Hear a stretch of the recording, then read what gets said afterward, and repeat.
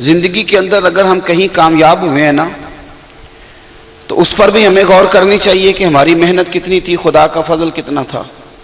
اور اس فضل پر ہمیں سجدہ شکر بھی ادا کرنا چاہیے۔ اور اگر کسی جگہ میرے بھائی ہم ناکام ہوئے ہیں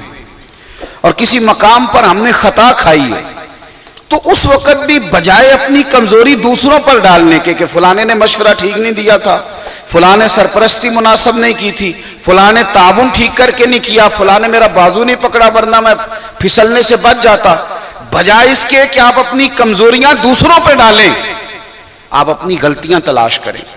جب ملتیں، قومیں اپنی غلطیاں خود تلاش کرتی ہیں پھر اس کا فائدہ یہ ہوتا ہے کہ بندہ نکھر جاتا ہے، پھر اس کے اندر خوبصورتی۔ ہمارے حضرت صاحب رحمۃ اللہ علیہ فرمایا کرتے تھے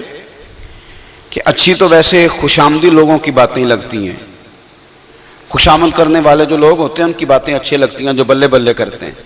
لیکن وہ کہا کرتے تھے کہ جو تم پر تنقید کرنے والے ہیں، جو لوگ تمہاری دشمنی کا دم بھرتے ہیں، ان کی باتوں پر بھی غور کرو، اس لیے کہ دشمن غلطیاں ڈھونڈ ڈھونڈ کے نکالا کرتا ہے، وہ تلاش کر کے لایا کرتا ہے۔ اور سیدنا فاروق اعظم فرمایا کرتے تھے میرا وہ سجن ہے جو مجھے میری غلطی بتائے، وہ میرا دوست ہے اس لیے کہ مجھے نکھارنا چاہ رہا ہے، میرے اندر خوبیاں پیدا کرنا چاہ رہا ہے، لہٰذا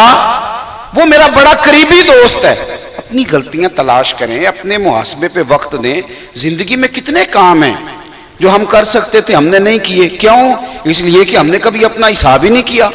ساری زندگی لوگوں کا حساب کرتے گزر گئی،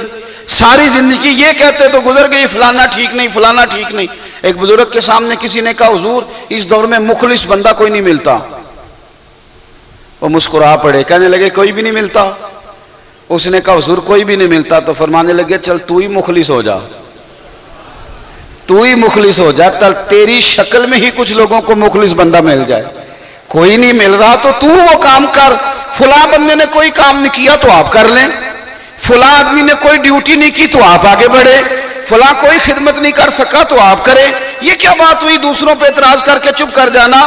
وہ کسی شاعر نے کہا تھا کہ شکوائے ظلمت شب سے تو کہیں بہتر تھا، بیٹھ کے رات کا شکوہ کرنے سے کہ رات گہری ہو گئی ہے، کہنے لگے شکوائے ظلمت شب سے تو کہیں بہتر تھا، اپنے حصے کی کوئی شمع جلاتے جاتے۔